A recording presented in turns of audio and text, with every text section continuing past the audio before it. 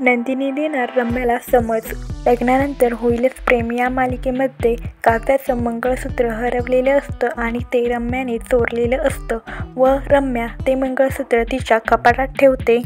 तर रम्या आणि नंदिनी किचनमध्ये काम करत असतात. नंदिनी रम्याला बोलते की तू काव्याचं हरवलेलं मंगळसूत्र चोरलं आहेस ना. तर हे ऐकल्यावर रम्या घाबरते आणि तिथून जायला निघते. तेवढ्यात नंदिनी तिला थांबवते व नंदिनी रम्याला बोलते की घाबरलीस का. तर यावर रम्या नाही बोलते. तर नंदिनी बोलते की काव्या माझी बहीण आहे आणि काव्या व पार्थचं लग्न मोडण्याचा तू विचारही करायचा नाहीस. नंदिनी खूप रागारागात बोलत असते.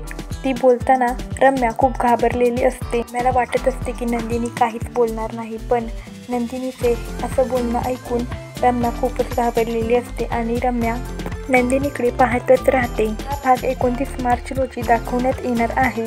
व्हिडिओला लाईक करा, शेअर करा आणि या चॅनेलला सबस्क्राईब करा.